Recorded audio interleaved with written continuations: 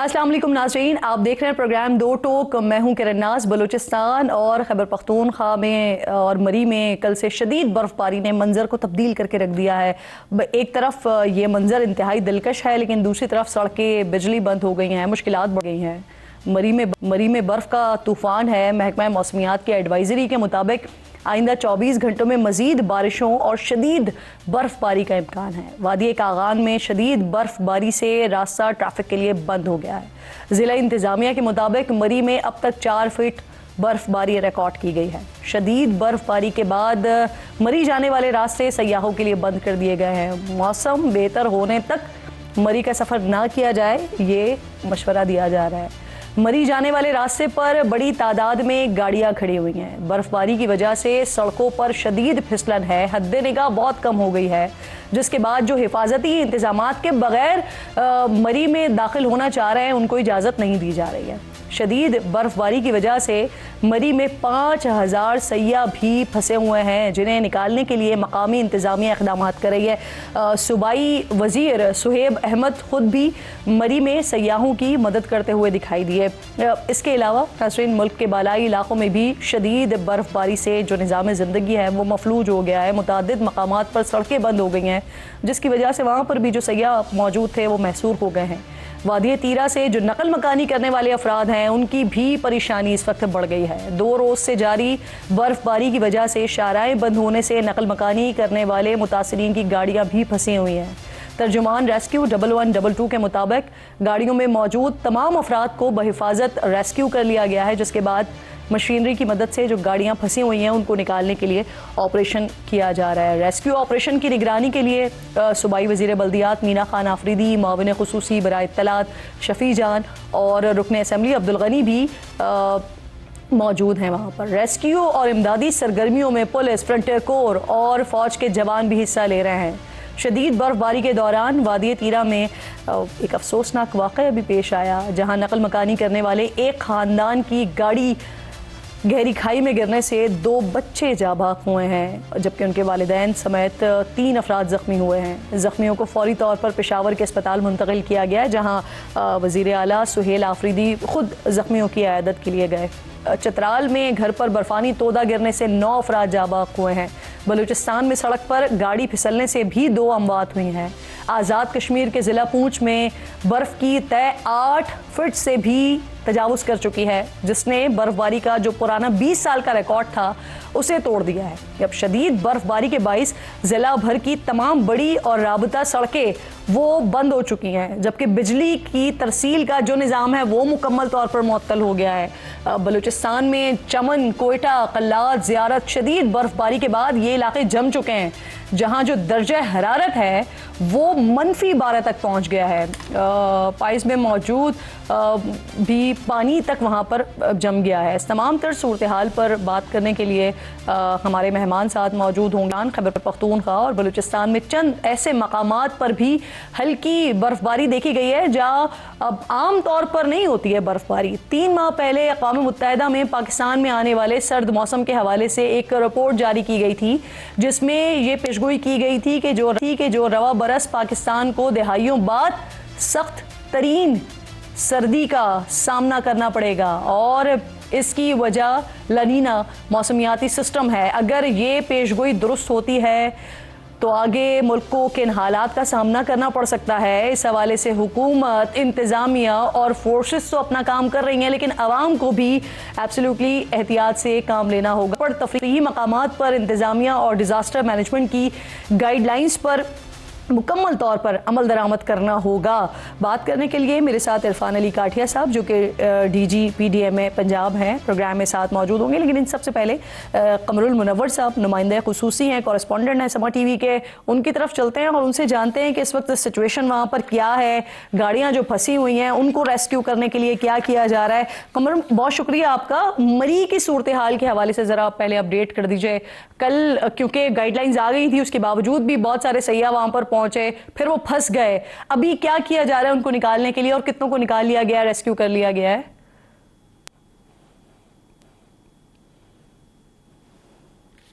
जी बिल्कुल, इस टाइम हम मलका कौसार में मौजूद हैं, लेकिन यहाँ पर सूरत हाल कल रात से ही काफ़ी ख़राब हो चुकी थी जब बर्फ़बारी जो है शुरू हुई और उसने शिद्दत इख्तियार की। आज दिन 12 बजे के करीब जो है वो शदीद बर्फ़ का तूफ़ान जो है वो आया और उसके बाद यहाँ पर मौजूद जो सयाह थे उनको निकालने के लिए जो है वो इंतज़ामात किए गए। ताहम यहाँ पर रेस्क्यू, इसके अलावा ज़िले इंतज़ामिया, पुलिस और जो मकामी लोग हैं उन्होंने यहाँ पर तमाम लोगों को जो है वो बाहिफाजत किसी भी जगह गाड़ी फंसने नहीं दी और तमाम जो इलाका है इसमें से गाड़ियों को क्लियर कराया। बेशतर सयाह जो है वो अपने इलाकों को जो है वो वापस चले गए क्योंकि मरी एक्सप्रेस वे का जो रास्ता है उसको खोला गया था और वहां से वो लोग जो है वो वापस चले गए। ताहम जो एक्सप्रेस वे और जो पुराना जीटी रोड का रास्ता है मरी आने के लिए उसको मुकम्मल तौर पर बंद कर दिया गया है। आज सुबह से उस रास्ते को मुकम्मल तौर पर बंद किया गया था। पहले जुज़वी तौर पर जो मरी एक्सप्रेस वे है इसको खोला गया था ताकि कश्मीर और मकामी अफराद जो है वो कश्मीर जाने वाली गाड़ियां चली जाएं और यहाँ पर जो मकामी अफराद हैं उनकी नकलो हरकत हो सके। लेकिन उसके बाद इसको देखते हुए बर्फबारी बहुत ज्यादा होने की वजह से उसको दोबारा से बंद कर दिया गया है। मरी के हवाले से जो माजी में शिकायत आती थी हमारे सामने कि जब भी ऐसी सिचुएशन पैदा होती है तो इजाफी किराए हो जाते हैं, वहां पर तंग किया जाता है बड़ा। इस बार तो सोशल मीडिया पर चल रहा है शायद उबला हुआ अंडा वो 1000 रुपए तक का मिल रहा है, इसमें है कुछ अच्छाई? ऐसा हो रहा है?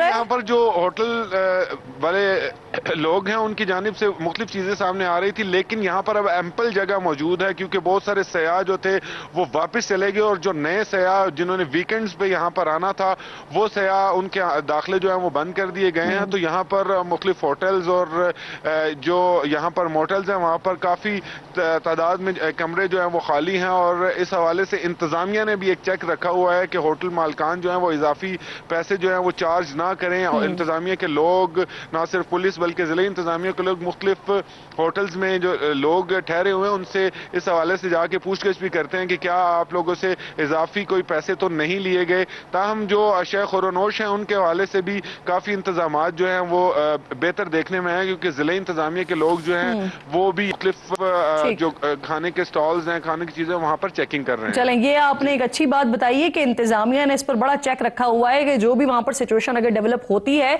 तो उसे फौरी तौर पर काउंटर किया जा सके। शफी जान साहब मेरे इंतहाई मुअज़्ज़ज़ मेहमान है, माविन खुसूसी बराए इत्तलात है, खैबर पख्तूनख्वा से ज्वाइन कर रहे हैं मुझे क्योंकि ये जो सारी सिचुएशन हुई है वहां पर शफी जान साहब खुद ऑन द स्पॉट मौजूद है तो उनसे बेहतर शायद हमें कोई सिचुएशन को नहीं बता सकेगा। बहुत शुक्रिया शफी जान साहब। सबसे पहले मुझे ये बताइए तीरा के हवाले से क्योंकि वहां पर जो लोग नकल मकानी कर रहे हैं वो इस वक्त बड़ी मुश्किलात का शिकार हो रहे हैं, शदीद बर्फबारी हो रही है, आप भी वहां पर थे, कल रात से ही थे। रेस्क्यू ऑपरेशन की इस वक्त क्या सिचुएशन है?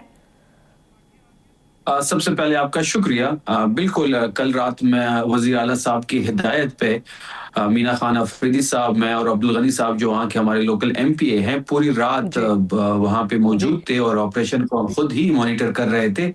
और वज़ीर आला साहब बड़ी सीरियस कंसर्न है इस बारे में और वो खुद भी इसको बड़ी क्लोजली मॉनिटर कर रहे हैं। कल कुछ लोग हमारे वहाँ पे स्नोफॉल की वजह से, बर्फबारी की वजह से वहाँ फंस गए थे, ताहम उनको जिले इंतजामिया ने रेस्क्यू किया और उनको महफूज मुकामात तक पहुंचाया। आपको पता होगा कि इस वक्त भी वहाँ पे बर्फबारी जारी है और हम यही बात बारहा कर रहे थे कि ये बर्फबारी की वजह से लोगों की नकल मकानी जो है वो इफेक्ट हो सकती है और वही हुआ। लेकिन सूबाई हुकूमत ने बर वक्त इकदाम करते हुए तमाम लोगों को महफूज मुकामात तक मुंतकिल किया। अभी भी वहाँ पे हमारी एडमिनिस्ट्रेशन वहाँ पे मौजूद है, 24/7 इसको मॉनिटर किया जा रहा है। हमारे वुज़रा इसको देख रहे हैं। कल रात पूरी रात हम वहाँ पे खुद मौजूद थे और वज़ीर आला साहब आज भी गए हैं। ये खैबर पख्तूनख्वा की सिचुएशन है। शफी जान साहब आप साथ ही मौजूद रहेगा क्योंकि इसके साथ साथ पॉलिटिकल जो सिचुएशन है उस पर भी मैंने आपसे बात करनी है। मरी के और आसपास के जो मुल्का इलाके हैं वहाँ पर इंतजामिया किस तरह से काम कर रही है और अभी इस वक्त क्या सूरत हाल है, इस पर बात करने के लिए इरफान अली काठिया साहब मेरे मुअज़्ज़ज़ मेहमान हैं, DG PDM में पंजाब हैं। बहुत शुक्रिया सर। सबसे पहले तो मरी की सूरत हाल बता दीजिए क्योंकि बहुत सारे लोग वीकेंड होता है जाने की कोशिश करते हैं वहां पर, कल जो जा रहे थे उनको तो वापस भेज दिया गया। इस वक्त क्या सड़कें वगैरह खुलवा ली गई हैं और क्या है इस वक्त करंट सिचुएशन वहां पर? जी बिस्मिल्लाहिर्रहमानिर्रहीम। बिल्कुल इस वक्त तक तकरीबन 18 इंच जायद बर्फबारी हो चुकी है मरी में और ये प्रेडिक्टेड एक स्पेल था जिसके पेश नज़र ये पिछली रात से बर्फबारी का सिलसिला वक्फे से स्टार्ट है। अभी थोड़े वक्त के लिए अभी बर्फबारी का सिलसिला मरी में थमा हुआ है, लेकिन क्योंकि ये 1.5-2 फुट बर्फबारी हो जाने से जो आमदोरफ्त है वहाँ पे वो काफ़ी हद तक मुतासिर हुई। लेकिन द गुड थिंग वाज कि ये क्योंकि एक प्रेडिक्टेड स्पेल था और पूरी तरह से government of Punjab, chief minister Punjab की हदायत के ऊपर वो इस चीज़ को एंटिसिपेट करते हुए जितनी रिसोर्स मोबिलाइजेशन थी, हैवी मशीनरी थी, हर चीज़ वहाँ पे मरी में ऑलरेडी स्टेशन थी। और दूसरा फिर सयाहों को और तफरीह के लिए लोग जाने वाले लोगों को मद्देनजर रखते हुए सारे 14 के 14 फैसिलिटेशन सेंटर्स उनको फाल कर दिया गया हुआ था। आज भी आपने मीडिया पे भी देखा कि वहाँ पे पूरी एडमिनिस्ट्रेशन, इंतजामिया, प्रोविंशियल डिपार्टमेंट्स वो मरी में लोगों के साथ नजर आए। लेकिन ये जरूर था। अच्छा, आप ही की बात से एक सवाल ये इरफान साहब कि कल ही रास्ते वगैरह पहले से ही पेशगी बंद कर दिए गए थे, लेकिन अभी कुछ देर पहले उसमें बुखारी साहिबा ने एक स्टेटमेंट दिया कि गुंजाइश से ज्यादा गाड़ियां मरी में पहले ही दाखिल हो चुकी थी। तो अगर रास्ते पहले से बंद कर दिए थे तो गुंजाइश से ज्यादा गाड़ियां दाखिल कैसे हो गई? जी, इसको ट्रैफिक को पूरी तरह से NHA के साथ मिलके और बाकी आज़ाद कश्मीर से, इस्लामाबाद से जितने भी रास्ते हैं उनसे ऑलरेडी ये मॉनिटर किया जा रहा था। और फिर जब ये स्पेल स्टार्ट हुआ तो उसके बाद इस रेगुलेशन को प्रॉपरली जहाँ पे जब जरूरत महसूस की गई अब मजीद ट्रैफिक को मरी में मजीद ना आने दिया जाए तो उसको फिर रेगुलेट करना शुरू कर दिया गया। और इसमें साथ साथ मैं ये भी बताता चलूँ कि जो गाड़ियाँ अंदर एंटर भी हुई उनमें रस्तों को प्रॉपर क्लियरेंस और साथ साथ इन गाड़ियों के लिए स्नो चेन्स और बाकी चीजें ये बर वक्त गवर्नमेंट ने ऑलरेडी इंतजाम किया हुआ था।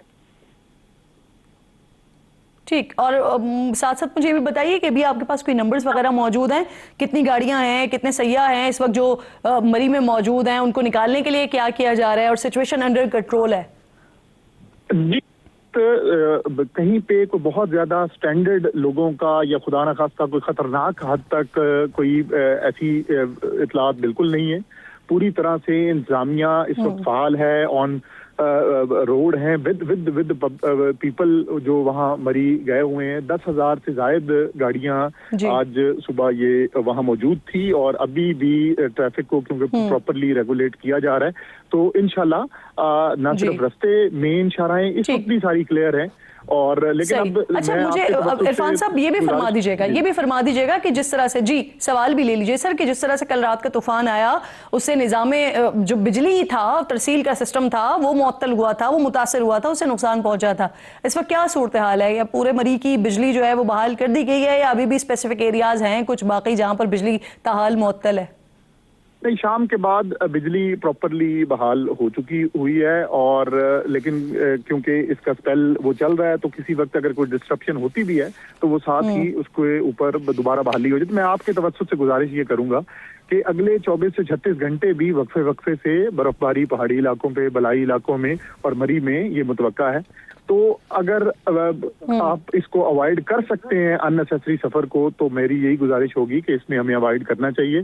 और फिर आज आपने देखा कि शाम में एक फ्रेश स्पेल भी जो मुल्क में दाखिल हो रहा है जिसके बड़ा स्ट्रॉन्ग मैसेज और यकीनन समा के नाजरीन को ये कन्वे हुई होगी। बहुत बहुत शुक्रिया आपका इरफान अली काठिया साहब, प्रोग्राम में साथ मौजूद तारे हैं, सिचुएशन अंडर कंट्रोल है, लोगों से गुजारिश भी आप कर रहे हैं। क्विकली नाजरीन अगले सेगमेंट की जानिब बढ़ते हैं। शफी जान साहब साथ ही मौजूद हैं, नासिर भट्ट साहब भी सेगमेंट के लिए ज्वाइन कर रहे हैं। डोनाल्ड ट्रंप के बोर्ड ऑफ पीस पर पाकिस्तान, सऊदीया, कतर, तुर्किया, बहरीन समेत 19 ममालिक ने दस्तखत कर दिए हैं। सदर ट्रंप ने अपने खिताब में कहा कि इस फोरम का मकसद बैनुल-अक़वामी तनाज़ात के हल के लिए एक मौसर प्लेटफॉर्म फराहम करना है। वो गजा बोर्ड ऑफ पीस पर अक़वाम मुत्तहिदा समेत दीगर स्टेक होल्डर्स के साथ मिलकर काम करेंगे। इस मौके पर अमरीकी सदर ने बड़ा वाज़ेह किया कि अगर हमास गैर मुसल्लह न हुई तो तबाह कर देंगे इसे। बोर्ड पर शमूलियत पर अपोजिशन जमातें बड़ा तनकीद कर रही हैं हुकूमत पर। जमीयत उलमा इस्लाम के सरबराह मौलाना फजलुर रहमान ने असम्बली इजलास में कहा कि बोर्ड ऑफ पीस को किसी सूरत भी कबूल नहीं करना चाहिए। तहरीक इंसाफ ने भी हुकूमती फैसले को मुस्तरद करते हुए कहा कि इस नौयत के बैनुल-अक़वामी फैसले मुकम्मल शफाफियत और तमाम बड़ी सियासी जमातों से जामे मुशावरत के साथ किए जाने चाहिए। लेकिन वज़ीर ख़ारजा इसहाक़ डार कह रहे हैं कि इस फोरम में शमूलियत का जो मकसद है वो मुस्तकिल जंगबंदी है, इमदाद की फराहमी और गाज़ा की तामीर है। अब सवाल उठ रहे हैं कि इस बोर्ड के इख्तियारात होंगे क्या, ये काम करेगा कैसे? ट्रंप के पास इसके क्या पावर्स मुंतकिल हो जाएगी, और ख़ासकर क्या अक़वाम मुत्तहिदा को भी ट्रंप अब नज़रअंदाज करके फैसले कर सकेंगे? बोर्ड के अहम रुकन और सदर ट्रंप के दामाद जैरेड कुशनर ने एक प्रेजेंटेशन में बताया है कि सबसे पहले हमास को गैर मुसल्लह करने के लिए काम करना है।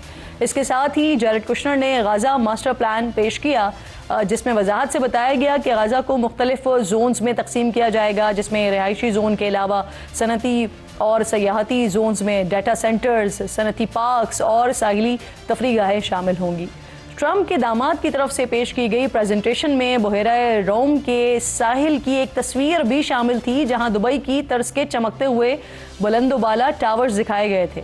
आलमी माहिरीन कह रहे हैं कि ये बोर्ड इब्तिदा में गजा की तामीर नौ की निगरानी के लिए तस्वुर किया जा रहा था, लेकिन इसका चार्टर इसके किरदार को सिर्फ मकबूजा फ़लस्तीनी इलाकों तक महदूद नहीं करता।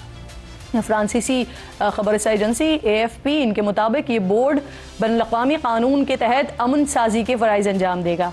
बोर्ड में मुस्तकिल नशस्त के लिए हर मुल्क को $1 अरब अदा करने होंगे। इस तमाम सूरत हाल में पाकिस्तान के हवाले से जो सवालात उठाए जा रहे हैं कि क्या इस अमन फोर्स का हिस्सा भी बनेगा जो फिर हमास को डीवेपनाइज करेगा, डिसार्म करेगा, तो इस हवाले से मेरी अस्करी ज़राए से बड़ी डिटेल बात हुई है, जिसमें उन्होंने ये कन्फर्म किया है कि पाकिस्तान हमास को गैर मुसल्लह करने में हिस्सेदार नहीं होगा। हमास को गैर मुसल्लह करना ये पाकिस्तान की रेड लाइन होगी। इस तमाम तर मामले पर बात करने के लिए मेरे दोनों मोअज़्ज़ज़ मेहमान साथ ही मौजूद। जान साहब, पहले ज़रा आप इस पर अपना कमेंट दे दीजिए। पाकिस्तान तहरीक-ए-इंसाफ की जानिब से इस पर तनकीद भी की जा रही है, हुकूमत बोर्ड में शामिल हो गई है, लेकिन हमास को गैर मुसल्लह करने में पाकिस्तान का किरदार नहीं होगा, पाकिस्तान इसका हिस्सेदार नहीं होगा। बड़ा वाज़े कोट एंड कोट कि पाकिस्तान के लिए ये बात रेड लाइन है। अब मुतमईन हो गए हैं आप? सबसे पहले आपका शुक्रिया। हम ये समझते हैं कि इस चीज में जाने से पहले क्या पार्लियामेंट में इस चीज को नहीं लाना चाहिए था? क्या इसको पार्लियामेंट में रख के इस पे बात नहीं होनी चाहिए थी? क्या इसके पॉन्स और कौन जो है वो नहीं बताने चाहिए थे? क्या इस पे डिबेट नहीं होनी चाहिए थी? पाकिस्तान तहरीक इंसाफ का इस पर बड़ा वाज़ेह मौक़िफ़ है। इस चीज को आप पार्लियामेंट में लाते, अगर आप पार्लियामेंट में नहीं लाना चाहते, क्योंकि पार्लियामेंट से तो आपने सारी ताकत ले ली है और पार्लियामेंट के फैसलों को भी आप अच्छी नजर से नहीं देखते, तो फिर आप इसको कम से कम कैबिनेट में ले आते। कैबिनेट में भी नहीं लाया गया। इस तरह नहीं हो सकता जिस तरीके मैं अपना सवाल आपके सामने एक और रख देती हूँ। देखिए, ये तो वाज़ेह हो गया जो मैंने बताया कि मेरी बात हुई, उन्होंने बताया इस बारे में कि भाई ये पाकिस्तान के लिए रेड लाइन है, लेकिन दूसरी तरफ जो आप कह रहे हैं कि पार्लियामेंट में इस पर डिस्कस होना चाहिए था, बहस होना चाहिए था, तो अगर इस चीज को बात की जाती है इस पर, तब आपको कोई एतराज नहीं होगा? तब आप समझते हैं कि अगर बात हो जाती है तो फिर उसके बाद बोर्ड ऑफ पीस में पाकिस्तान हिस्सेदार हो सकता है, बन सकता है इसका हिस्सा? बात करने का मकसद ही किरण साहिबा ये है कि हमें इस चीज की समझ आती कि पाकिस्तान इस बोर्ड का अगर हिस्सा बनता भी है, बल्कि बन गया है, तो इसने करना क्या है? इसराइल का जो सबसे बड़ा, इसराइल और फलस्तीन का जो इशू है, सबसे बड़ा कंसर्न यही है। राना सनाउल्लाह साहब मेरे साथ एक टॉक शो में थे, जब ये बात हो रही थी तो वो खुद भी कंफ्यूज थे। अभी नासिर भट्ट साहब यहाँ पे मौजूद हैं आपके साथ, इनको भी इतना होगा और ये खुद भी कंफ्यूज होंगे कि इनका काम क्या होगा वहां पे। आप नासिर भट्ट साहब से ये पूछ ले, जिस तरह पूरी कौम इस तज़व्वुज़ में शिकार है। जी सर, ये वैसे आपसे पहले, नासिर भट्ट साहब से पहले मैंने जब हुकूमती लोगों से, आम लोगों से ये सवाल पूछा है, तो उन्होंने कहा है कि हम इस बोर्ड का सिर्फ और सिर्फ इसलिए हिस्सा बने कि जो जेनोसाइड हो रही है गजा में उसको रोका जा सके, इसके अलावा और दूसरा कोई एजेंडा पाकिस्तान का नहीं है। अब नासिर भट्ट साहब से इस पर मजीद डिटेल्स पूछ लेते हैं। सर, एक तो अपोजिशन इस बात पर भी बड़ी नाराज है, बड़ी खफा है कि आप लोगों ने इसके ऊपर बहस ही नहीं की, इसे असेंबली में ही नहीं लेकर आए, कम से कम बता दिया जाता। सर, आप लोगों ने जरूरी नहीं समझा? बिस्मिल्लाहिर्रहमानिर्रहीम। मैं अपने भाई की बात सुन रहा था। कंफ्यूज तो ये है, इनको जब भी कोई बेहतरी पाकिस्तान की होती है ये इस तरह परेशान हो जाते हैं, ये कंफ्यूज हो जाते हैं। पाकिस्तान बेहतर हो गया तो हमारा जो एजेंडा है पाकिस्तान में हर वक्त भट्ट साहब, आप उनकी कंफ्यूजन दूर करते हैं ना सर, बात तो सही कर रहे हैं आप, उन पे इस पे बात कर लेते, बता देते कि हम इस बोर्ड का हिस्सा बनना जा रहे हैं और हम क्यों बनने जा रहे हैं। देखें, इंशाल्लाह देखें, इस बोर्ड का ऐसा इसलिए बन के फ़लस्तीन में जो कुछ हो रहा है, अगर पाकिस्तान इस पोजीशन में आ चुका है, पहले इनका दौर देखें, इनके दौर में पाकिस्तान को कोई हमारे दौर को छोड़ें, इसका कोई पर्पस पूछता क्या है नहीं, ये अमेरिका बताएं। नहीं पूछता। मैं बताता हूँ, मैं बताने लगा ना। देखें फलस्तीन कुछ है नहीं में बताने अगर को, अमन आपके पास आता है सियासी पॉइंट्स उसके थोड़े लिए हैं और आपके पास मेरी कुछ बात नहीं। सुने। सुन लें शफी फिर साहब, आपने हो सकता कहना है है कि कि वाकई लेडी कुछ रीडिंग निकला है हॉस्पिटल बताने हमने के लिए। बनाया है। सुने, मैं छोड़े बताने ना, लगा। छोड़े फिर ना, आपने कहना है आप- लेडी रीडिंग हॉस्पिटल हमने बनाया है। बट साहब आपसे भी गुजारिश करूंगी और शफी साहब आपसे भी गुजारिश करूंगी, ये एक बड़ा अहम मामला है, सेंसिटिव इशू है, तो हम कंस्ट्रक्टिव बात कर लें ताकि जो सुनने वाले हैं ना उनकी भी अगर कोई कंफ्यूजन है वो दूर हो जाए। आपको लेना चाहिए जरा था, मेरी आपने सुन बंदे को लेके शफी साहब आपने और जो बट साहब अंदर क्या दोनों से हाल है, गुजारिश बात देख के एक सेनेटरशिप हासिल की सर है। ये ना ये करें, इसकी ये ना खिदमत करें के हासिल में मैं गुजारिश सेनेटरशिप करूंगी, मिली। बट साहब आप लंदन मुकम्मल में करें से जो please। सर्विसेज दिया है वो भी हमें पता है, फिर आप सीरियस बंदे को लेते सीरियस मामले पे। चलें बट साहब आप बताइए सर। आपका शोर शराबा खत्म हो गया। लेडी रेडिंग हॉस्पिटल किसने बनाया, पूछे इनसे। लेडी रेटिंग के तमाम ब्लॉग्स चलें हमने सर बनाए ये हैं। छोड़े ना, मैंने आपसे रिक्वेस्ट की सर, आप आपने जानते हैं जिस ना कि तरीके सेंसिटिव से- इशू है आपने जिस सर, तरीके इसके से ऊपर जरा हम पहले बात कर सेनेटरशिप लेते हैं हासिल ताकि की अगर है, अवाम में भी कोई जिस- कंफ्यूजन है जिस- या ऑपोजिशन में भी कंफ्यूजन है, आप उन्हें क्लियर कर दें बट साहब। झूठ है। आपने जो बताने लगा सर्विसेज हूं, दी है लंदन देखिए, में ना नवाज शरीफ को, चलें, जिसके बदले में आपको सेनेटरशिप सर लेडी मिली है, रेडिंग से वो निकले सब हैं अभी हमें पता है। फिलहाल बोर्ड ऑफ पीस की तरफ आ जाएं बट साहब। काश आप लंदन में होते ना तो आप भी भाग रहे होते इसने सड़कों पे। दिन आपके आने नहीं, वाले मैं हैं, वो आपके सर्विसेज हालात नहीं दे मुश्किल सकता है, जो आप आपके दे पास रहे कुछ थे। नहीं है। नहीं मैं बताता बट साहब हूं, प्लीज मैं बताता देखें, वो हूं। सर्विसेज नहीं टॉपिक दे से हट सकता। रहे हैं, मैं आप दोनों से गुजारिश करूंगी प्लीज ये ना करें। मुझे आप बताएं, इसलिए मैंने आपको बहुत सारे बेसिक सवालात चीजें इस पर बताई। उठ रहे हैं, ऑपोजिशन को सर मुतमईन करें बट देखें, साहब। मैं इसको मुतमिन करने लगा हूं अगर ये खामोश हो जाए। मुझे ना आपने मुतमईन इस करें, शख्स अब को आवाम आज को से मुतमईन पहले कभी करें। देखा है सियासत में? कभी इसको आपने देखा किसी मुश्किल हालात में इमरान के साथ? जब वो हालात अब हो रहे, ये कहां से उठ के आ गया? अभी मैं आपको बताता हूं, जरा सुकून लो भाई। झूठ बोलना नहीं अगर आप सर देखें, आप भी बट साहब आप भी मेरे लिए मोजिज हैं, शफी जान साहब भी मेरे लिए बहुत मोजिज हैं, आप दोनों मेरे मोजिज मेहमान हैं, तो मैं आप दोनों को अलाउ नहीं कर सकती कि आप एक दूसरे के ऊपर ना सरजाती हमले करें। मैं आप दोनों को अलाउ नहीं कर सकती। एक छोटा सा ब्रेक लीजिए नाजरीन, ब्रेक के बाद ये दोनों मेहमान हैं, जैसे मौसम बहुत सर्द है, दोनों को जरा कूल डाउन करने की कोशिश करते हैं। ब्रेक लीजिए, वापस आइए।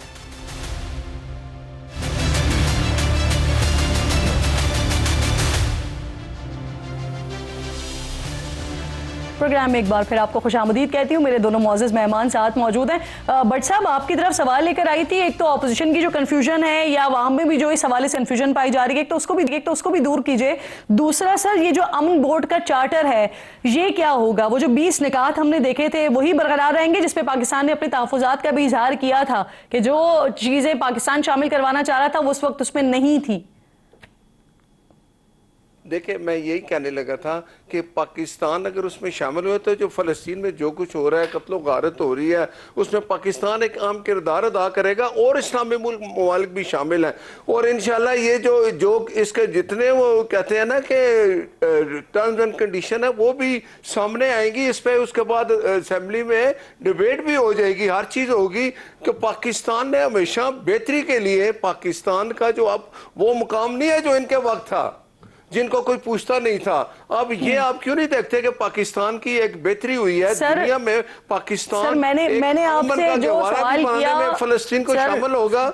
सर मुझे ये बता दें सर, जो आप बाकी बात कर रहे हैं ये बात आपकी बात दुरुस्त है, लेकिन मुझे ये बताइए ना, गाजा के हवाले से पाकिस्तान की एक बड़ी वाज़े पॉलिसी है, बड़ा वाज़े मतमा नज़र है। जब से आगाज हुआ इस सारे कॉन्फ्लिक्ट का, तब से पाकिस्तान का यही एक मौक़िफ़ रहा है। लेकिन अब मुझे बताइए, जो 20 निकाती एजेंडा आया था गाजा के हवाले से, उसके ऊपर वज़ीर ख़ारजा ने खुद ये बताया था कि पाकिस्तान को उसके ऊपर तहफ़्फ़ुज़ात हैं। तो अब ये बोर्ड ऑफ पीस बन गया और वही 20 निकात के ऊपर अमल होता है और उसी तरह से आगे बढ़ते हैं, तो फिर कैसे मैनेज करेंगे? और फिर इसका आपको नहीं लगता इसका सारा मलबा फिर उन्हीं इस्लामी ममालिक के ऊपर आएगा? ये जो 8-9 इस्लामी ममालिक ने साइन किया है इस मुआहदे के ऊपर सर। नहीं, ऐसा बिल्कुल नहीं होगा। देखें, बाकी सऊदीया है, तुर्की है और इस्लामी मुल्क है, कतर है, सारे इसमें शामिल है। क्या हम इनको इसी तरह छोड़ दें कि जो कुछ इसराइल कर रहा है गजा में, हमने उसमें अमन लाना है, कत्लो गारत को रोकना है, पाकिस्तान उसमें अहम किरदार अदा करेगा।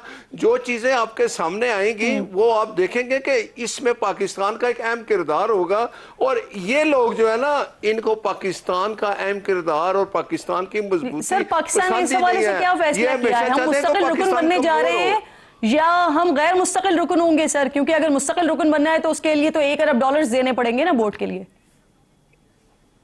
देखिए मैं वही कह रहा हूँ ना कि ये अगर हम मुस्तकिल रुकन बनेंगे $1 अरब क्या जो भी आप कहते हैं देखें, लेकिन पाकिस्तान हमेशा जो गजा में जो कुछ कत्लो गारत हो रही है या बाकी इस्लामी ममालिक है, सऊदीया है, तुर्की है, कतर है, जितने शामिल हैं, हमने उसमें जो इसराइल जो कुछ कर रहा है, अगर ट्रंप ये चाह रहा है कि ये अमन आ जाए उसमें और वो बेहतरी हो गए और उन पे फलस्तीन में अमन आए, सर तो पाकिस्तान मैं एक और दफा सवाल की वजाहत कर देती हूँ। सर देखिए, अब शामिल होना है या नहीं होना उस फोर्स में जो गजा में जाके अमन कायम करेगी, उसका फैसला सर पार्लियामेंट ने करना है। अब मुझे आप ये बताइए कि जब हमारी बड़ी वाज़े पॉलिसी है इस हवाले से, तो क्या करेंगे अगर इस तरह की कोई चीज हो रही होती है इस बोर्ड ऑफ पीस के थ्रू, तो पाकिस्तान कैसे अपने आप को डिस्टेंस करेगा इससे सर? देखिए ना, अगर मैं आपको यही कहने लगा हूं कि अगर उसमें बेहतरी है, प्राइम मिनिस्टर साहब गए हैं, आर्मी चीफ साहब गए हैं, वो उन्होंने हर चीज देख के इस पे अगर शामिल हुए हैं, तो पाकिस्तान की बेहतरी और फलस्तीन में जो कुछ हो रहा है उसमें अमन लाने के लिए अगर पाकिस्तान एक अहम किरदार अदा कर रहा है और इसको अगर बाकी दुनिया रिकग्नाइज करेगी, तो आप ये मैं सुनो एक बात बताऊं, हम जितना भी बेहतर करेंगे कुछ भी होगा, ये एक जमात है जो पाकिस्तान में चाहती, पाकिस्तान का नाम देखें। मैं बताता हूँ अपना शफी जान साहब, जो कुछ आप पाकिस्तान में छोड़ के चले गए ना, पाकिस्तान की हालत, हम पाकिस्तान बेहतर कर चुके हैं। अब पाकिस्तान, मेरी सुने, ये पिछले 2-3-4 साल की ना मुस्तकिल की डिबेट है जो हम रोजाना कर रहे होते हैं, लेकिन इसका कुछ नहीं निकल रहा होता। बट साहब और शफी साहब, मैं आप दोनों से गुजारिश करती हूँ, आज जरा हम जिस टॉपिक पे हैं ना उस पे रहें तो ज्यादा बेहतर होगा। सर आपने अपना पॉइंट दे दिया, मुझे शफी साहब से मुझे शफी साहब से सवाल करने दें। जी सर, मुझे शफी साहब से सवाल करने दें। शफी साहब मुझे ये बताइए, अगर आप समझते हैं कि बोर्ड ऑफ पीस में पाकिस्तान को नहीं जाना चाहिए था, तो आपके पास क्या इससे कोई बेहतर ऑप्शन था या है जो आप देना चाहते हैं? किरण साहिबा, बट साहब आपकी बात बहुत खामोशी से सुनिए सर, इजाजत देना, उनकी बात तो होने दें पूरी। शफी साहब गलत बात करेगा शफी साहब तो बिल्कुल नहीं खामोश रहूंगा। सर अपने टर्न पे बोलिएगा ना। चलें शफी साहब। किरण साहिबा, बोर्ड के हवाले से मैं कुछ सवालात नासिर भट्ट साहब के पास छोड़ के जाना चाहता हूँ और आपके पास भी छोड़ के जाना चाहता हूँ। मुझे उम्मीद है कि भट्ट साहब इन सवालात के मुझे जवाब भी देंगे, क्योंकि कौम देख रही है तो कौम को भी इत्मीनान मिलेंगे, क्योंकि पार्लियामेंट में तो इन्होंने इसको रखा नहीं है, ताकि पार्लियामेंट में रखते तो कौम को भी पता चल जाता है कि बोर्ड ऑफ पीस में जाना चाहिए नहीं जाना चाहिए, अगर जाना चाहिए तो इसकी अच्छाइयाँ क्या है, अगर नहीं जाएंगे तो बुराइयां क्या है। सारी चीजें अगर कौम के सामने रखते तो बेहतर होता। तो भट्ट साहब बड़े आराम से सुनिएगा और मुझे इस जवाब दीजिएगा। इस बोर्ड में फलस्तीन जिसमें का नाम ही नहीं है या इसका एक नुमाइंदा नहीं है इस बोर्ड में। पहली बात, इसमें 25 ममालिक है किरण साहिबा, जिसमें 6 ममालिक में बादशाहत है, 3 रूस की साबिक रियासतें हैं और 2 हाइब्रिड निजाम हैं। कहाँ है कोई बड़ा आलमी रहनुमा? ये बोर्ड तो ट्रंप का दामाद, और इसको तो शायद कोई यूरोपीय बड़ा मुल्क भी इसको ऑन नहीं करेगा। सऊदी अरब हिस्सा है वैसे इसका, आपको डाउट आपने देखा है इस बोर्ड के साइनिंग सेरेमनी में कहीं देखा है आपने सुलेमान साहब को? पूरा इस बोर्ड को उनकी नुमाइंदगी थी ना, सऊदिया ने साइन किया है, उनके नुमाइंदे वहां पर मौजूद थे, तुर्किया की नुमाइंदगी वहां पर मौजूद थी, उन्होंने साइन किया है इसे। किसी एक यूरोपीय मुल्क का नाम बताते जहां पे जमहूरियत और उसका नुमाइंदा यहाँ पे मौजूद हो। इसके चार्टर क्लास 7 आप पढ़ें कि इसराइल की फौज और मिस्र की फौज के साथ मिलकर ताउन से काम लिया जाएगा, तो कौन करेगा? ये सवाल क्यों पार्लियामेंट में नहीं आए? पाकिस्तान को $1 अरब जो है वो कहां से देना होंगे, इनके पास कहां है पैसे? तो ये वो सारे सवालात हैं जो मैं चले ये हुकूमती नुमाइंदगी भी क्योंकि यहाँ पर मौजूद है, और ये बात आपकी दुरुस्त है कि अगर कहीं पर भी कोई कंफ्यूजन मौजूद है तो यकीनन अगर पाकिस्तान ने कोई स्टेप लिया है तो कुछ सोच के ही किया होगा। तो ये बहुत अच्छी बात हो जाएगी कि अगर ऑपोजिशन या पार्लियामेंट के अंदर जितने भी नुमाइंदगी मौजूद है, जितनी भी जमातों की, वो जरूर। सर मेरे पास वक्त बिल्कुल खत्म हो गया है, अगर आप शॉर्टली कंप्लीट कर सकते। इसके चार्टर में एक दफा नाम बताते कहाँ लिखा है जिसके लिए ये अमन बोर्ड बना है? ये सारी चीजें भट्ट साहब के देखिए बात ये वो लोग बहुत शुक्रिया आप दोनों मेहमानों की मैं शुक्रगुजार हूँ। आपने आगाज में लड़ाइयों की वजह से जो है ना वो मेन जो बात कर रही थी कि इस वजह से फिर हम यहाँ तक आ गए। बहुत बहुत शुक्रिया आप दोनों मेहमानों की मैं शुक्रगुजार हूँ। हुकूमत से गुजारिश है कि आपने एक फैसला कर लिया है तो अच्छी बात है कि अगर जो बाकी नुमाइंदगी पार्लियामेंट में मौजूद है उनके सामने बोर्ड ऑफ पीस में हम क्यों गए हैं, किस लिए गए हैं, वो रखा जाए तो बहुत अच्छा हो जाएगा, ताकि जो कन्फ्यूजन है वो क्लियर हो जाए। क्विकली नाज़रीन आगे बढ़ रहे हैं, माशी इस्तेहकाम माशी तरक्की में बदल सकेगा, ये बहुत बड़ा सवाल है और इस वक्त ये सवाल हर जबान पर मौजूद है। तमाम तर कोशिशों के बावजूद बरामदात में इजाफा नहीं हो पा रहा है। माली साल की जो पहली शशमाही है, बरामदात में 8.5% की कमी हुई है। पिछले माली साल के पहले 6 महीने में जो बरामदात 16 अरब 60 करोड़ से ज्यादा थी, वो रवा माली साल 15 अरब 20 करोड़ डॉलर्स रही हैं। मल्टीनेशनल कंपनीज मुल्क छोड़कर जा रही हैं, मुल्क के अंदर भी कारखाने बंद हो रहे हैं। एप्टमा के ओहदेदारों के मुताबिक महंगी बिजली है, बुलंदशरह सूद है और ज़्यादा टैक्सेस हैं कि जिसकी वजह से जो 150 से ज़ायद कारखाने हैं वो बंद हो चुके हैं, मज़ीद बंद होने के करीब हैं। तो सूरत हाल ये है क्या, इस पर बात करने के लिए प्रोग्राम में आज मेरे बहुत मौजूद मेहमान रहमान सहगल साहब हैं जो कि सदर हैं लाहौर चेंबर ऑफ कॉमर्स के, मोहम्मद अयूब मरियानी साहब हैं जो कि सदर हैं कोयटा चेंबर ऑफ कॉमर्स के, और मोहम्मद रजा साहब सीनियर नाइब सदर हैं कराची चेंबर ऑफ कॉमर्स के। आप तीनों मेहमानों की मैं शुक्रगुजार हूँ। मैं तो जब हुकूमती तकरीबात में जाती हूँ तो वहाँ पर तो सुनती हूँ कि वो जो हम डिफॉल्ट की बातें कर रहे थे उसको हमने रोका, अब माशी इस्तेहकाम आ रहा है, अब ग्रोथ का सफर शुरू हो चुका है। लेकिन इसके बावजूद जो बिजनेसमैन है वो खुश नहीं है। कारोबारी तबका बहुत ही ज्यादा डिस्ट्रेस नजर आ रहा है। क्या वजह है सर इसकी? फहीम साहब आपसे शुरू करते हैं सर। जी बहुत शुक्रिया। सबसे पहले तो मैं आपसे यही कहूँगा कि जो माशी तरक्की का सफ़र है वो शुरू होता है आपकी पॉलिसीज़ जो है, अगर आपने कोई पॉलिसी ऐसी बनाई है जिससे आपके मुल्क की इंडस्ट्री, आपके मुल्क की जो एक्सपोर्ट है उसमें ग्रोथ आ रही है, तो डेफिनेटली आप उस सफ़र पे जारी व सारी अपना सफ़र रखेंगे। मैं ये समझता हूँ कि कहा जाता है ना कि आप एक राइट ट्रैक पे होने चाहिए ज़रूर, लेकिन इसके साथ आपकी डायरेक्शन भी राइट साइड होनी चाहिए। तो मैं ये समझता हूँ कि अगर आपने इस मुल्क को माशी तरक्की की तरफ लेके जाना है तो उसमें इस वक्त जो हम हर फोरम पे बहुत सारी चीज़ें डिस्कस कर रहे हैं, जो हमारे क्रॉनिक इशू हैं इस वक्त हमारी ट्रेड और इंडस्ट्री के, वो ये है कि हमारा जो पावर टैरिफ बहुत हाई है, 12 सेंट के करीब है। रीजनल कंट्रीज़ में हमारे 6 to 8 सेंट है। इसी तरह हमारा जो रेट ऑफ इंटरेस्ट है वो 10.5% है, ये भी बहुत हाई है रीजनल कंट्रीज़ में। और आपने अगर एक्सपोर्ट करनी है तो आपने देखना ये है कि आपका कंपेटिटर कौन है। हमारा कंपैरिजन जाहिर है हम यूरोप और अमेरिका से तो नहीं कर सकते।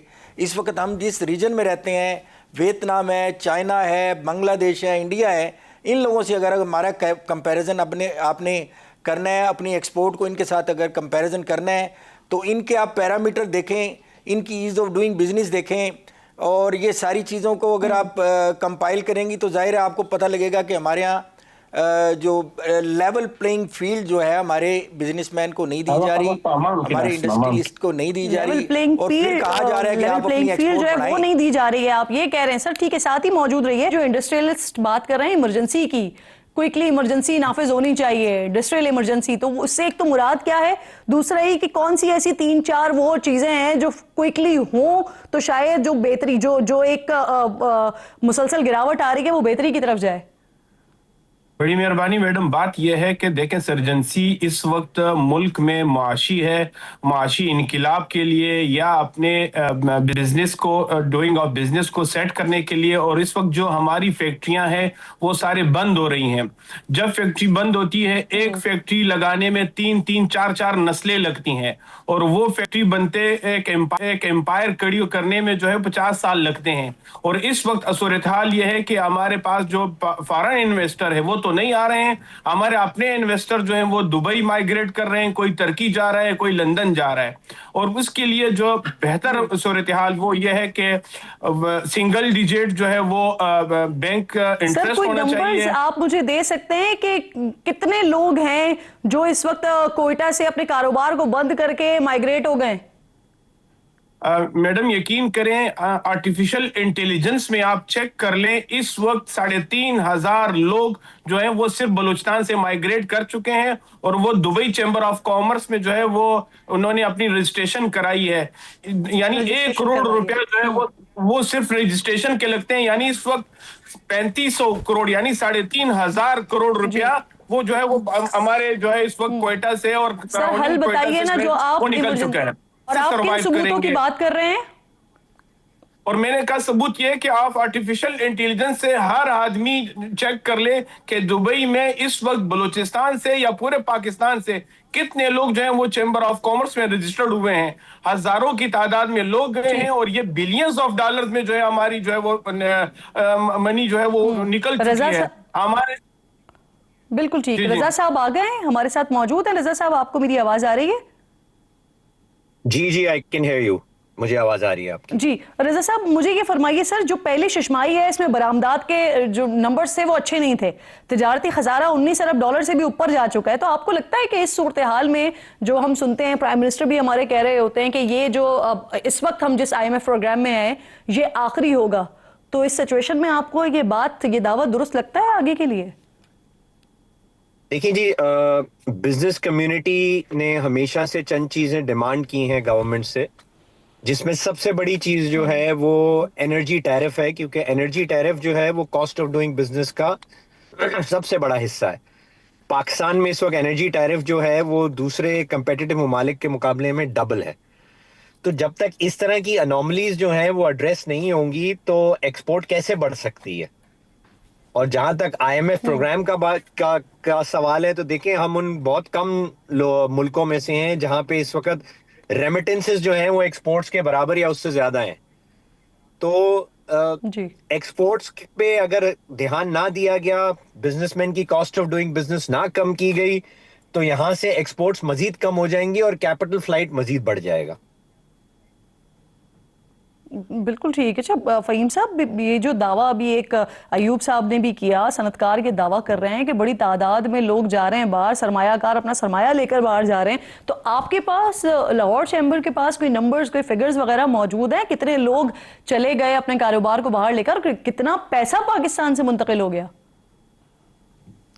देखिए, सबसे पहले तो आप जिस माशी इमरजेंसी की बात कर रही थी वो मैंने असल में कुछ दिन पहले कहा था कि हमारे मुल्क में इस वक्त एक्सपोर्ट इमरजेंसी नाफिज करनी चाहिए। उसकी वजह यह है कि हमारे जो एक्सपोर्ट हैं बड़ी तेज़ी से उनका ग्राफ नीचे की तरफ आ रहा है। जिस तरह आपने बताया कि लास्ट ईयर जो लास्ट फिस्कल ईयर था उसके और इस साल का पिछली जो हमारी शशमाई गुजरी है उसमें तकरीबन 8 to 9% हमारी एक्सपोर्ट डिक्लाइन की हैं, और यही रेशो के साथ अगर हमारा एक्सपोर्ट गिर गई तो end of this fiscal year ये तकरीबन 38 to 40 बिलियन डॉलर तक जा सकती हैं। तो उस हवाले से हमारी बहुत सारी तजावीज़ हमने इनको गवर्नमेंट को दी हैं, बल्कि हमने ये जो बजट प्रपोजल लाहौर चैम्बर बना रहा है उसमें हमने चंद तजावीज़ वो ये रखी थी कि एक तो आपका रेट ऑफ इंटरेस्ट कम होना चाहिए, सिंगल डिजिट पे लाएँ। जिस तरह मेरे भाई ने, मैं दोबारा भी कहता हूँ कि हमारा टैरिफ रेट बहुत ज़्यादा है, पावर टैरिफ रेट बहुत ज़्यादा है, उसको कम होना चाहिए। इसके अलावा जो सेस गवर्नमेंट ने, सिंध गवर्नमेंट ने लगाया हुआ है 1.85%, उसको एबॉलिश करें। जो फाइनल टैक्स रिजीम थी एक्सपोर्टर की उसको बहाल करना चाहिए। और इसके अलावा यानी जितनी भी एक लेवल प्लेइंग फील्ड हमारे बिजनेसमैन को दी जा सकती है, एक्सपोर्टर को दी जा सकती है, उसको देना चाहिए। हमारे जो एक्सपोर्ट ओरिएंटेड जो रॉ मटेरियल्स हैं उन पे ड्यूटी टैरिफ ज़ीरो कर दे देना चाहिए, और इसके बाद जो इंटरमीडिएटरी प्रोडक्ट है उस पे उससे थोड़ा सा हायर टैरिफ होना चाहिए, और जो लग्जरी आइटम्स हैं इस पे तो मैक्सिमम टैरिफ होना चाहिए। ये हमारी चंद तजावीज़ थी। और जिस बात का जिक्र आप कर रही हैं, नो डाउट बड़ी तेज़ी से यहाँ से कैपिटल ड्रेन कर रहा है, और जो हमारे पास एक फिगर है, हर साल 6 से 7 हज़ार लोकल कंपनी सिर्फ दुबई में जाके रजिस्टर्ड हो रही हैं, जो इस बात का वाज़ेह सबूत है। अच्छा सर, ये जो आपने तजावीज़ की बात की ना कि आप बजट तजावीज़ में चीज़ें शामिल कर रहे हैं, आपने एक रेट ऑफ इंटरेस्ट की बात की, सिंध गवर्नमेंट के टैक्स की बात की, पावर इंटरेस्ट की बात की, तो सर यही मुतालबा अब इसी को ही मैं देखती हूँ तो हुकूमत की जानिब से अक्टूबर में सर आप लोगों के लिए, सनतकारों के लिए बिजली रिलीफ पैकेज का ऐलान किया गया था, और बाद में नेपरा ने मंजूरी भी दे दी थी इसकी, जिसके तहत इजाफी यूनिट्स 38 के बजाय तकरीबन 23 रुपए में फराहम किए जाने थे। तो आप इस वक्त इसकी बात कर रहे हैं पावर की, तो क्या वो मिले नहीं आपको? देखें, ये जो आप जो सरप्लस यूनिट्स की बात हो रही है कंज्यूम होने की, तो इस वक्त तो हमारे पास हमारी जो टोटल प्रोडक्शन है वो 43,000 मेगावाट है। जबकि हमारी जो टोटल कंजम्पशन है वो मैक्सिमम जो अपना गर्मियों में वो 24,000 मेगावाट तक रहती है और सर्दियों में वो तकरीबन गिर के 12,000 मेगावाट रह जाती है। तो कहने का मतलब ये है कि आपको तो ये चाहिए कि जो आपके पास सरप्लस एनर्जी है, जो आपकी इस वक्त एक्चुअल इंडस्ट्री की कंजम्पशन कम हो रही है, आप फ्लैट करें, इस रेट को फ्लैट करें जब तक आप मैं आपको एक बड़ी इंटरेस्टिंग मिसाल देता हूँ। हमारा एक इंडस्ट्रियल जोन है, उसकी जो लास्ट ईयर कंजम्पशन थी 150 मेगावाट थी, तो वो जो इस साल रह गई है 50 मेगावाट। तो इसका मतलब ये है कि वो तो यूटिलाइज नहीं हो रही, इंडस्ट्री बंद हो रही है। तो जो आप इसका फ्लैट टैरिफ, आप इसके टैरिफ को यूनिफॉर्म करें और जो इंडस्ट्री काम कर रही है, जो इंडस्ट्री चल रही है, ये तो उस इंडस्ट्री के लिए आप दे रहे हैं जो अभी आई मीन जो जिनकी बिल्कुल ठीक। फ़हीम साहब बहुत माजरत टू इंटरप्ट यू सर, वक्त मेरे पास बिल्कुल ख़त्म हो गया है। फ़हीम सहगल साहब मौजूद थे, मोहम्मद अयूब साहब और मोहम्मद रजा साहब, तीनों मौजूद मेहमानों के बेर कहा यह जा रहा है कि पीर को जो मॉनेटरी पॉलिसी का ऐलान किया जाएगा उसमें सिंगल डिजिट जो पॉलिसी रेट है वो आ जाएगा। इस वक्त डिस्ट्रेस में है जो एक्सपोर्टर्स हैं, जो कारोबारी अफराद हैं और कारोबार जो पाकिस्तान की मईशत और पाकिस्तान की रीढ़ की हड्डी इसे स्ट्रॉन्ग करने के लिए ज़रूरत है कि हुकूमत सुने इनकी। वक्त ख़त्म हो गया, इंशाल्लाह नाजरीन से मुलाकात होगी कल। अपना और अपने मुल्क का ख़ास ख्याल रखिए। फ़लस्तीन को, मकबूजा कश्मीर को अपनी दुआओं में याद रखिए। अल्लाह ने के बाद।